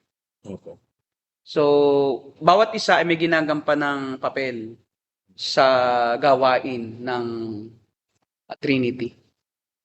So, kaya hindi pwedeng sabihin tatlo ang Diyos. Tatlo lang yung persona. Hindi Diyos ang tatlo. Iisa silang Diyos. So, Jesus is not God the Father. God the Father is not Jesus. And Jesus is not the Holy Spirit. The Holy Spirit is not Jesus. So, God the Father is not the Holy Spirit. But both of them, the three of them are one God. Diba? So, kaya lang, mahirap itong intindihin pag wala kang Holy Spirit lalo na. No? So, I do believe that those who have been enlightened by the Holy Spirit, those who are regenerated, they alone can understand the meaning of the Trinity. Hindi mo kaya itong maunawaan kung walang magpapaunawa sa'yo na taglay ang karunungan ng Diyos. At yun ay ang banal na Espiritu. That's why we have the mind of Christ, because we have the Spirit of Christ, the Spirit of God. So kaya naintindihan natin ang Diyos dahil meron tayong Espiritu ng Diyos na nananahan sa atin. Kaya nga, I do believe that only those who are elect by God, regenerated and indwelt by the Spirit, can understand Trinity. So we cannot make them understand using our own explanation. It's only by the power and by the knowledge given by the Holy Spirit. Wala mo unawaan. Kaya nga oneness, hindi safe. Sa totoo lang. It is, sabi nila, tinatanggap nila na ang mga oneness, yung mga sila kibuloy, save. Paano sila masave? They are committing idolatry. They are worshiping kibuloy. Worshiping a deity other than God the Father, the true God the Father, the true God the Son, the true God the Spirit. Pag nag-worship ka ng hindi totoong Diyos, kaya ni kibuloy, you are committing the worst sin of all sins. Tama po. How can you be saved if you are worshiping a different God? Kaya if you believe in oneness theology, you cannot be saved because only those who are only those who believe in God the Son can be accepted by God the Father. And those who accept God the Father accepts God the Son, and those who accept God the Son accepts the Father. Maganda po yun, Pastor, no? Mayroon pong tanong dito si Brother Nathaniel. Sabi niya dito yung una, does the Bible, siguro yung pangalawa bro, medyo mahaba-haba. Does the Bible teaches that understanding the Trinity is crucial for salvation? Is the name of the Lord biblical, or it was intentionally done to remove the true name of the Father? Yes, it's very, very crucial. No? For me, understanding the Trinity is crucial for salvation. If you cannot accept the Trinity, I doubt if you are saved because the Holy Spirit can explain to you. without your own understanding, without your own ability to understand, because it's the Holy Spirit who can make you understand. It's not according to your own ability to understand. It's according to the understanding that is empowered by the Spirit. If you don't have the Holy Spirit, you cannot understand the Trinity. And that's my belief. And if you cannot understand Trinity, I doubt if you are saved, because you cannot serve the true God if you don't serve the Trinity. Because each of the persons of the Trinity, they are essential. Tama. They are very, very important sa kaligtasan. Kasi kung hindi ka naniniwala ng banal na Espiritu ay Diyos, how can you be saved by a spirit that is, according to your own understanding, is just power of God, according to Jehovah's Witnesses? Ang Holy Spirit, hindi yan persona ng Diyos, hindi yan nananahan sa atin. Iyan ay kapangyarihan ng Diyos. Ganun din ang Iglesia ni Cristo. The Holy Spirit is not God. It is only power. Just like electricity, yun ang kanilang administration dyan sa Holy Spirit. Yung electricity, yun ay power. Ganun din ang Diyos. May Espiritu siya, power lang yun ang Diyos. Na nagbibigay liwanag. So, hindi siya talaga Diyos. So, ang nangyayari ay your salvation cannot be completed because there's nobody that can complete your salvation. Even yourself, you can complete your salvation. Kaya nga sa kanila, salvation is work of man. You join this religion. Ito ang tunay na iglesia. Ang pumasok ay maliligtas. Ang hindi pumasok, hindi maliligtas. Ang salvation is by grace through the ministry of the Trinity. Each of the persons of the Trinity, they have role in our salvation. Without the Holy Spirit indwelling the person and regenerating person, indwelling the person, you cannot be saved. Because only through regeneration, you can understand the things of God. Sabi doon ni Pablo sa 1 Corinthians 2:14, maganda siguro i-flash natin ito. It's very, very important, very crucial ang role ng each person of the Trinity. 1 Corinthians 2:14. Umpisan mo sa verse 11 hanggang 14. 1 Corinthians, verse 11. Kaya sabi ko, kung hindi ka naniniwala ng Espiritu Santo ay Diyos, ay hindi ka makakaunawa ng mga bagay tungkol sa Diyos. Kasi siya lang naman ang pumapasok. Di ba? At nananahan sa atin. Pagpakibasa. Sapagkat wala nakakaalam sa iniisip ng isang tao, maliban sa kanyang sariling espiritu. Gayon din naman, walang nakakaalam sa mga iniisip ng Diyos, maliban sa Espiritu ng Diyos. Ang tinanggap natin ay hindi ang Espiritu ng sanlibutan, kundi ang Espiritu na mula sa Diyos upang maunawaan natin ang mga kaloob niya sa atin. So, di ba, wala nakakaunawa sa Espiritu ng tao, kundi yung kanyang sariling Espiritu. Kaya wala tayong maaaring maunawaan, kundi yung sariling Espiritu natin. Yung Espiritu ng Diyos, di natin kayang maunawaan. Kung sino ang Diyos, ano ang ginawa niya, kung ano ang kanyang layunin, hindi natin kayang maunawaan yan, malibang mayroong Diyos Espiritu na siyang magpaunawa sa atin at tanggapin muna natin. Ano sabi sa verse 14? Sa verse 12, ang tanggap natin ay Espiritu ng Diyos, hindi ang Espiritu ng sanlibutan. And then sa verse 14, sabi diyan. Sabi diyan, sapagkat ang taong hindi pinananahanan ng Espiritu ay ayaw tumanggap ng mga kaloob mula sa Espiritu ng Diyos. Para sa kanila, kahangalan ng mga iyon at di nila nauunawaan sapagkat ang mga bagay na espiritual ay mauunawaan lamang sa paraan ng Espiritu. Paano ka maligtas kung di mo maunawaan ang mga bagay na spiritual? So, karunungan lang ng tao ang iyong naunawaan. So, yung karunungan ng tao, yun yung karunungan nila Arius. Hindi nila matanggap na ang Diyos, anak, ay mayroong tunay na pisikal na katawan. Pwedeng dalawa. Hindi pwedeng si Jesus ay maging Diyos. Kaya isa lang ang Diyos. Ang Diyos lang ay yaman. So, Pastor, saka isa pa po, Pastor, no, ma-share ko lang din sa inyo. I-correct nyo rin po ako. When it comes naman po doon sa oneness, kasi yung iba naniniwala sila, may ibang mga oneness denomination na naniniwala. Yun nga, yung progressive ang, kumbaga, yung by mode, by manifestation, mayroong pagkakataon na ang Diyos ay Father, may pagkakataon na ang Diyos ay Son, may pagkakataon naman ang Diyos ay Holy Spirit. So ngayon, kung hindi ka naniniwala doon sa Trinity at gano'n yung paniniwala mo, there are times pala na hindi nag-exist ang Father, there are times na hindi nag-exist ang Son at ang Holy Spirit. So, paano ka maliligtas? Kaya crucial po sa salvation talaga eh. So, tama po, Pastor. No?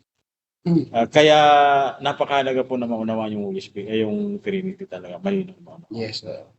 At sinabi rin ni Juan sa 1 John, no, na ang hindi naniniwala na si Kristo ay naging tao ay antikristo. Yun. So how can an antichrist be saved Opo. if he is fighting against Christ? So kaya nga ang pinakaunang heresy ay yung hindi naniniwala na si Kristo ay naging tunay na tao. Yun yung Gnosticism, Mhm. di ba? Kay Willie Soriano. Oo, na kaya nga hindi pwedeng ang tao, si Kristo ay maging tao kasi nga kaya sabi niya kung kayo naniniwala si Kristo hindi naging tao, so may Trinity talaga naging tao eh. Yes. So bahagi ng Trinity si Jesus Christ as human. Yes. Kaya crucial yung pagkakaroon ng Trinidad na si Kristo ay Diyos na nagkatawang tao. Kasi kung hindi ka raw maniniwala at talagang yan ay very important, major doctrine, Mhm. sabi ni John, kung ang Antikristo ay yung hindi naniniwala, si Kristo ay nagkatawang tao. Di ba? Ibig sabihin, kung nagkatawang tao si Kristo, hindi siya talaga tunay na tao dati. Opo. Nagkatawang tao lang siya. Nang siya maging tao, doon siya naging tunay na tao. Pero nung siya hindi pa tao, siya Diyos. So naroon yung homoousios talaga. Yung hypostatic yun. Na siya Diyos na nagkatawang tao. Na-retain pareho yun. Mhm. Hindi nawala ang pagka-Diyos na siya maging tao. Opo, yun ang problema sa kanila po. Baka Yes. iniisip nila na wala yun. Kasi Ah. nagkaroon na naging tao eh. Yan ang unang heresy na sinabi ni John na Antichrist. Like, Pag ganyan ang katuruan mo, Antichrist ka. So pag hindi ka naniniwala sa Trinity, you can be considered as Antichrist. Kasi naroon yung elemento na hindi ka naniniwala si Kristo ay naging tunay na tao. Siya ay nagpanggap lang na tao. Siya ay nagpanggap lang na anak. Hindi rin siya tunay na isa lang. Siya ay tatlo sa isang persona. Mhm. O, di ba? Tatlo sa isang persona. Sa halip na tatlong persona, isang Diyos, baliktad. Sa kanila, isang persona, tatlo na siyang Diyos. Di ba? Kaya ang kanilang ano dyan is, kaya nagkakamali si Saking ng ilustrasyon. Ang ginagawa niyang ilustrasyon, kape, Opo, na 3 in 3 in 1. Ay, oneness yun eh. Naging isa sila, di ba? So, tatlo ito. Naging isa sila. Di ba?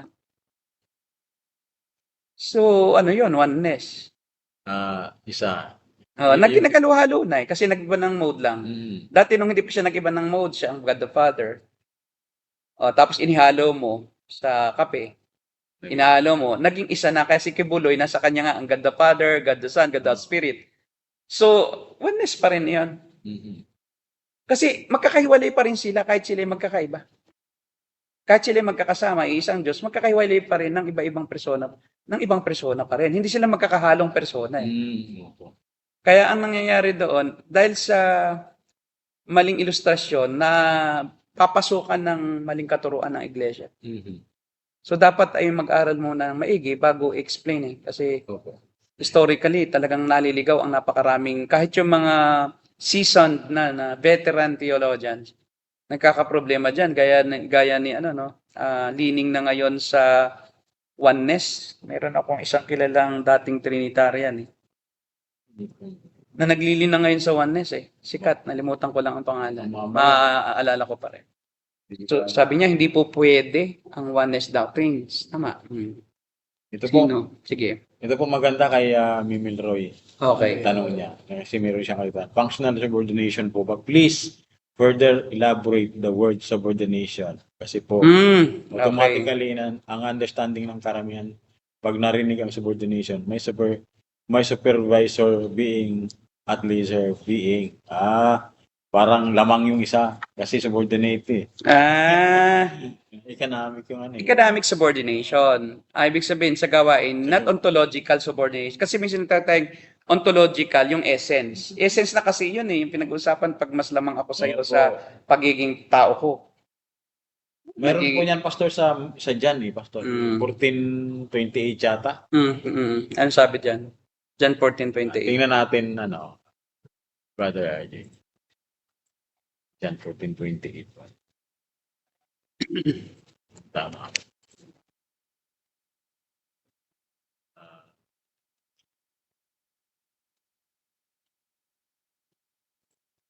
Opo, ayan. Tama. Ano sabi dyan? Ito yung ginagamit kasi po nila eh. Sabi dito, sinasabi ko sa inyo, ako'y aalis, ngunit ako'y babalik. Kung iniibig ninyo ako, ikagagalak ninyo ang pagpunta ko sa Ama. pagkat higit na dakila ang ama kayo sa akin. Higit na Yan. niya yung ama eh. Sabihin. Oo. Hindi, ang tawag nga diyan economic. Yun. Walang ontological subordination. Yung ontological is yung pinaka-essence Opo. o yung pinaka-person. Hindi mababang person si Jesus. Hindi siya mababang Diyos. Kung hindi, yung economic, yung role lang niya Role lang. ang mas mababa. Tanggapin na natin na may role si Jesus na mas mababa kaysa Ama. Kasi son siya. Kaya sa role, mas dakila ang Ama sa role. Opo. Hindi sa esensya bilang Diyos. Hindi sa uri. Hindi sa ontology. Ang ontology kasi yung uri, yung esensya. Kundi sa economy, doon sa ginagawa. Kasi siya ang nagsugo eh. Siyempre, mas mataas yung nagsugo kaysa sinugo. Kung wala namang isusugo, ay sino naman isusugo? Kaya kailangan may economic subordination kasi may isusugo eh. Siyempre, kung may nagsugo, siya yung nasa top of top of the line. Siya yung top of the hierarchy, no? Kasi nga, siya nga ang nagsugo eh. Kaya nga, si Jesus muna, as God the Father muna, sa economic subordination, then nasa right ang God the Son, nasa left ang God the Holy Spirit. But they are one God, in essence. Sa economic, economic lang ang kanilang subordination. And nga tawag, hindi po yung, may sinabi siya, anong class ng subordination? Functional, hindi yung functional. Economic. Opo, economic. Walang term na functional, kundi doon sa economy. Doon sa kanya. Pag sinabing economic subordination, we should not think that it is yung lesser na siya sa kanyang pagiging Diyos. Yun. Hindi yun. Kundi, they are equally God in nature. God the Father, God the Son, and the Holy Spirit, they all have the same divine nature and divine attributes. But, they are not the same sa ministry, sa work. Doon sa economy. Ang kultang nagtuturo ng ontological subordination, kulto na yon na mas mababang Diyos si Jesus, mas mababang Diyos ang Holy Spirit, no? Tandaan po natin na Mas mataas na Diyos ang Ama. kapag ka tinuturo po ng isang sekta, o kahit yung inyong naanibang pananampalataya, na ontologically, subordinate si Jesus Christ, mas mababa yung uri ni Jesus Christ kaysa sa Ama, kulto po yun. Pwede rin tawaging relational subordination. But not functional lang. Relational subordination or economic. It is to describe the relationship that exists among God the Father, God the Son, God the Holy Spirit. No? Kasi ganito, pag sinabing God the Father, akala natin ay yung salitang Father, yun ay yung pangalan. Hindi. Ang Father, ang ibig lang sabihin is from the Latin pater, no? At yun ang esensya ng pagiging Ama, siya ang pinanggalingan. Ang God the Son naman, siya ang nanggaling. Kapag sabing anak kita, hindi ibig sabihin ay mas mababa ka dahil anak kita. Hindi iyon sa ganung aspeto na parang tao, kundi kaya si Jesus ay tinawag na anak kasi nanggaling siya sa Ama. May pinanggalingan siya. Di ba? So hindi ibig sabihin mas mababa siya sa pagiging esensya niya bilang Diyos. Pero noong hindi pa si Jesus sinusugo, di ba? At ang Espiritu ay hindi pa rin isinusugo ng Ama at ng Anak sa mundo, sa walang hanggan, iisa silang, pareho silang Espiritu. Sa esensya, walang pagkakaiba, no? O sa role, wala rin. Kasi wala pa namang role na gagawin noong eternity past before the creation of the world. Nag-umpisa lang yung economic subordination nung magkaroon na ng gagawin. Pero yung relational nila, talaga may anak na, may Espiritu na. Pero yung role, wala pa namang ginampanan. Diba? Kaya lang kailangan tawagin sa ganun dahil hindi maintindihan ng tao lalo na Pag hindi tinawag na Ama ang Diyos Ama at tinawag din siya Diyos Anak, paano na pareho pag Diyos Anak na pareho? Lalo nating timain. Diyos Anak ka rin. Sino ang Ama? Ang mga term na Ama at Anak ay yun ay term na pang tao lang Sa totoo lang, ginamit lang ng Diyos yung term na yon para ang mga tao maunawaan kung anong relasyon nila sa isa't isa. Sino ang nagsugo kanino? Sino ang sinugo nino? Yes. Hindi yun parang para ituring na yung isinugo ay kagaya ng tao na subordinate ka sa akin sa lahat ng paraan, pati sa function. Diba? O sa esensya. Kaya binabuti ng Panginoon na gamitin yung salitang Ama. Which means the cause of all things. The uncaused cause. of all things. Siya ang pinagmula ng lahat. Siya ang pinagmulan ng lahat. Kasi ang Ama ang pinagmumulan eh. Pag sinabing Ama ka ng wikang Pilipino, Tagalog, ay di si Manuel Quezon ka. Pero hindi ibig sabihin ay mas mataas ka kaysa kanino. Ama ka lang noong ano na yon. Ikaw ang nag-imbento, ikaw ang nagpasimula. Yun ang ibig sabihin. Ibig sabihin, siya ang simula. Siya ang pasimula. No. Ngayon si Jesus, matatawag ding Ama. Diba? Kahit tinawag din siyang Ama. Diba? Opo. Kasi siya din ay nagpasimula. Nung wala pa ang lahat ng mga bagay, ang sabi doon, siya ka manlilikha ng Ama. Kasi rin ay, Ama rin siya in essence. Hindi Ama bilang sa relasyon lang, kundi Ama siya ng lahat ng bagay.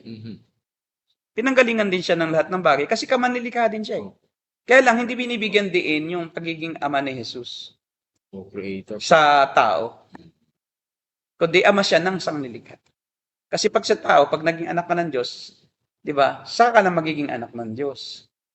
Sa relasyon sa Diyos. Ha? Si Jesus ang una sa lahat ng panganay. Kasi siya tinawag na anak. Pero hindi ibig sabihin siya anak ng Diyos, siya pinanganak. At siya mas mababa sa Diyos. Hindi. Yung pagiging anak ng Diyos niya, siya kasi ang nauna sa lahat ng mga taong naging anak ng Diyos. Kasi siya noong pa, siya anak na rin naman. Nasa bosom siya ng Father, sabi rin sa 180 ng ano. Pero hindi literal Opo. na sinapupunan. Hindi yung interpretasyon ni Soriano na May ang ama matris. daw ay may matris dahil ipinanganak daw niya ang anak. Kasama-sama. O, then mangyayari, dual pala ang sex ng ama. Siya ay Diyos ina rin. Kasi sa kanya rin sinilang din niya eh. O, di siya rin ang ina. So, mali. Hindi yung bosom ay figurative language. Ibig sabihin, kasama na siya ng ama sa umpisa pa. Kasi pag sinabing bosom, ibig sabihin, within you. Ikaw din yun. Kasama mo yun. Nasa iyo din. Kasama mo. The word was with God. Kaya tinawag na bosom kasi nga, isang araw, siya ay magiging tao. Para lang maunawaan ng tao yon. Kasi hindi natin maunawaan kung ano yung mga kahulugan ng ganyan. At di tayo makaka-relate kung hindi gagamit ang Diyos ng mga salitang pang-tao. Kaya God used human language to reveal Himself. Kasi pag salita ng Diyos ang ginamit sa atin, paano natin maunawaan yung salitang iyon? Hindi natin alam kung ano ang salita ng Diyos. No? Natunay na Kanya lang. Paano natin maiintindihan yun kung yun ang gagamitin niya? Ay hindi naman tao ang Diyos. Kaya nga sabi ng ibang pilosopo, paano kung maniwalang yung Biblia ay salita ng Diyos, tao lang naman ang sumulat niyan. Ay sabi naman nung tinanong, o sige, wag na natin pag-usapan ang Biblia na yan ay salita ng Diyos. Pag-usapan na lang natin kung sino ang Diyos. Ikaw, naniniwala ka ba sa Diyos? Oo naman, syempre may Diyos. Ayoko lang maniwala na ay salita ng Diyos dahil tao yan. Okay, sige, wag na natin pag-usapan yan. Okay, kung ang Diyos ay Diyos, ikay naniniwala ng Diyos, ano bang ibig sabihin ng Diyos? Di ba ang Diyos ay kayang gawin ang lahat ng bagay? Aba, syempre naman, Diyos siya eh. O sabi, mabuti nga, pinasulat ng Diyos tao. Kung pinasulat niya ibon, anong isusulat ng ibon? Kasi kaya naman ng Diyos gawin na pasulatin ang kahit kalabaw. O, di ba kaya lang, anong language ng kalabaw? Di, unga. Maintindihan ba? O, maintindihan ba ng tao yung unga? May sounds lang na iba. Aso, pwede rin naman pasulatin ng Diyos ang aso, sa language ng aso. At yung language niya, ipasulat niya sa language ng aso. Ayun ang ating maunawaan sa aso. O kaya nga, tao ang pinasulat dahil tao ang babasa. Kaya pinasulat niya sa language ng tao. O kaya nga, nagkaroon ng salitang anak, ama, dahil tao ang babasa. Paano natin maunawaan yung Diyos kung paano siya, kung sino siya, kung hindi na niya ginamit yung salitang ama. Kaya iyan ay paraan lang ng Diyos para i-communicate yung kanyang kalikasan sa atin. Pero hindi pa rin iyan ang ganap na meaning niyan. Pagdating sa langit, saka natin maunawaan ang Diyos. Yes. Kaya nga, God will remain a mystery. God the Father will remain a mystery. Lahat ng kanyang katangian, hindi pa natin talaga na uubos yung karunungan tungkol sa Diyos. It's only, kung ano lang ipinahayag ng Diyos tungkol sa kanyang sarili, yun lang pwede nating naunawaan ngayon. Sa Biblia, yung naipaliwanag lang niya, baka nga wala pang 1:100 ng kung ano yung kanyang buong katangian. Kaya nga sabi ni Paul Wasser, heaven is an endless chase of the glory of God. Walang hanggang paghahabol sa kung sino ba talaga ang Diyos. Kaya you cannot exhaust the knowledge about God. That's why in heaven, heaven cannot be boring. Because sabi nga ni Paul Wasser, as if kung meron mang, kunyari man na mayroong segundo man sa langit, bawat segundo, iba-iba ang ating makikita sa Diyos eh. Iba-iba yung ating, mamamangha tayo talaga. Segundo, iba kasi walang katapusan yung kanyang katangian at yung kanyang kalwalatian eh. So we cannot fathom, we cannot exhaust the knowledge. Kaya napapalatak sa oh, how rich the glory, how rich is the majesty. So, hindi kayang maunawaan. Kaya sabi nga ni Pablo, nung makarating siya sa langit, may kilala akong isang tao, pero siya yun, sabi niya, na hindi kayang ipaliwanag ng mga salita. Nakita pa lang niya sa isang iglap, ha? Hindi pa siya nagtagal doon. Hindi pa rin niya, sabi nga, kung sasabihin ko sa inyo, hindi niyo maunawaan din eh. Ako hindi ko rin naunawaan ng lubos kasi tao pa ako eh. So, we can only understand fully. Actually, hindi talaga fully. We cannot fully know God in His being as He is. We cannot really fully know. Kasi nga, paano mo ilalagay? Kasi pag tayo namatay, tao pa rin yung isip natin. Hindi naman tayo magiging superhuman na eh. It's the same pa rin na katangian. Kaya nga, paano mo ilalagay ito isang napaka-simpleng ilustrasyon. Ang ating karunong, ang ating isip ay magko-contain lang ng, let's say, 10 terabytes. Ang mga karunungan tungkol sa Diyos, billions of bytes Hindi, quadrillion. In tera kasi is tera. Ilan ba yun? 1,000, di ba? 1,000. O, giga is million, di ba? O. Ay, wala na sa, ang number nga, inexhaustible. Yung palang number, hindi lang katapusan na eh. O, paano matatapusin yung walang katapusan? Lumikha ng number. Paano mauubos yung number? Di mo kayang ubusin eh. As in, punuin mo man ng number ang buong sang kalawakan, di pa rin ma-exhaust yung number. Ay, yung number nilikha lang ng Diyos yan. Calculator nga nang malfunction. Oo, kita mo, tayo nga gaano lang kalaki yung ating makukontain sa ating isip. Kaya kailangan magbawas ka pa bago ka ulit magkaroon bawas. Kasi we cannot fully comprehend the fullness of the majesty and glory of God eh. Hindi natin talaga lubos na lubos iyan ma-exhaust. Kaya nga heaven is heaven. Because we will be amazed every second. Ang naging problema mo, Pastor, kasi kaya nauwi sa false teaching. Dahil pinipilit nilang unawain talaga, abutin yung mga bagay ng espiritu, spiritual things, katulad ng mga doktrina ito, ng Trinity. Kaya nahihirapan po sila talaga. Ini-attempt talaga na para i-reconcile po yun, ma-resolve yung mystery na yun sa pamamagitan ng human knowledge, Pastor. Na problema, hindi nga mapaliwanag ng human knowledge eh. Kaya huwag na nating pilitin na ipaliwanag sa ating knowledge. Kasi hindi rin natin kaya eh. Let's just accept the fact that there are words in the scriptures that are to be understood spiritually, and only the Holy Spirit can make us understand these spiritual things. A man without the Spirit of God cannot understand spiritual things. And even if we have the Holy Spirit, we cannot fully comprehend pa rin ang lahat ng mga spiritual. Kundi only those that are, ang tawag doon, mga kaya lang malaman natin ngayon, yun lang ipinaalam ng Diyos.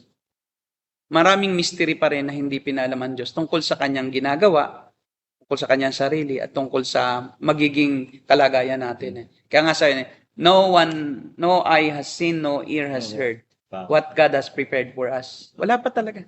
Hindi pa nga natin alam ngayon kung ano inihanda sa atin ng Diyos. Patikim pa lang itong lahat ng ating naunawaan ngayon. Ito'y parang foretaste pa lang ng kung ano yung maunawaan natin sa Kanya. Lahat ng na-experience. Yung grace na lang niya na Kanyang ipinahayag sa pamamagitan ng pag-ako ni Jesus sa ating kasalanan, sobra ng amazing na paano niya yun nagawa, no? Alang-alang sa atin na kahit tayo napakamakasalanan, nagawa niya palang solusyonan yun. Di ba? Grabing solution iyon.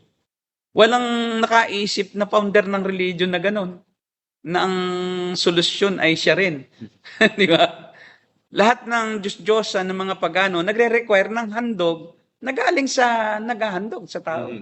Siya ang nagdidikta. Andito sa Christianity, ang naghandog ay Diyos para sa tao. Di ba? Kakaiba. Instead na hintayin ng Diyos ang tao na maghandog ng karapat-dapat na handog, Siya na ang gumawa. Mm. Wala ka nang dapat gawin. Kundi panampalatayanan mo yung ginawa niyang paghahandog sa pamamagitan ng kanyang anak. Siya na ang hahandugan, siya pa naghandog. Siya na ang babayaran, siya pa nagbigay ng pambayad. Siya na ang pinagkasalanan, siya pa ang humusga sa kanyang sarili para siya mapatawad. Para tayo mapatawad. Hinusgahan niya ang kanyang sariling anak. Biruin mo. Pinusahan pa niya yung kanyang sarili mismo. Para lang tayo magkaroon ng pag-asa na makaligtas sa parusa din niya.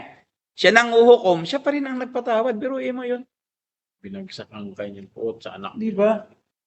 Siya na rin ang magpaparusa. Siya pa rin ang nagparusa sa kanyang sariling anak. How marvelous, kaya nga, how wonderful, oh how marvelous. Hindi kayang ipaliwanag, hindi kayang banggitin sa pamamagitan ng salita ng tao. Kung paano, gaano kalaki, kalawak, at kalalim ang pag-ibig ng Diyos. Di masayod ng ating isip. Yan ang salitang ginagamit ni Pablo sa tuwina. Okay, siguro magpaalam muna tayo. Kung wala nang tanong, tayo ay naka 1 oras at kalahati na muli. Wala naman na pong ganang pastor. Sabik tayo sa ating podcast. Paalam na tayo. Okay, so kami po ay magbabalik sa Martes, sa ganitong oras, alas 8, onward, ano? At kayo po ay manatuloy na nakasubaybay. So, may nag-request po, Pastor, na kung pwede 70 Adventist ang ating italakayin. Alam ko, natalakay Sige, na po natalakay na natin. Pero kung inang request, okay lang. pwede natin ulit. No? So, Okay. mag-request lang po kayo kung ano yung mga topic na gusto nyong matalakay namin dito at bigyan namin ng komento. No? Okay, sige po. At kami po ang The Narrow Gate and we are the Cult Busters. God bless you all.